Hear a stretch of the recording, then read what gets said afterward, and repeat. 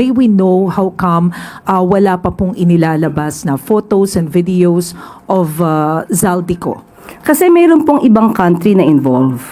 So maingat po ang gobyerno sa pagbibigay ng anumang anunsyo. Yesterday po, former presidential spokesperson Harry Roque issued a statement questioning the pronouncements of the president regarding Zaldico, saying na hindi naman daw totoo na naaresto o hindi nakadetain si Zaldico ngayon, but rather ay nagkaroon lang ng intervention with the Czech police. Ano po ang masasabi ng palasyo? Ang Pangulo po ay nagsalita na.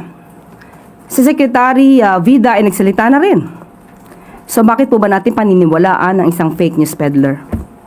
Saan po siya nakasakay nung mahuli siya ng Czech Republic? Sino yung sinasabing isang lalaki na kasama niya?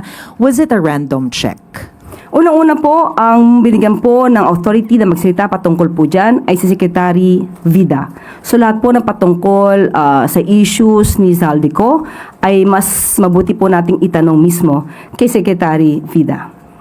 But with all the disinformation circulating right now, may we know how come wala pa pong inilalabas na photos and videos of Zaldico? Kasi mayroon pong ibang country na involved. So maingat po ang gobyerno sa pagbibigay ng anumang anunsyo. Hayaan na lamang po natin na magtrabaho ang ating gobyerno at muli si Secretary Vida po ang maaaring sumagot sa iba pang mga katanungan.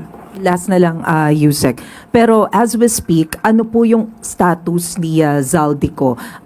Considered ba siya na arrested? Nakadetain po ba siya? Nasaan po siya ngayon? Ulitin ko lamang po, hindi po ako ang authority para magsalita patungkol po sa estado ni Zaldico. Mas mainam po na maitanong po ito kay Secretary Vida. We were told that Secretary Vida was summoned to the palace earlier today. Would you be privy as to what instructions the President gave Secretary Vida?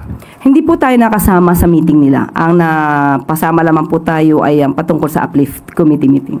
But what do you know about the President's instructions for the government agencies to work together to bring former Congressman Zaldico back to the Philippines? Muli, hindi po tayo privy sa anumang kanilang pag-uusap at meeting, pero in general po, ang Pangulo po ay nag-uutos kung ano ang nararapat at kung ano ang sinasaad ng batas.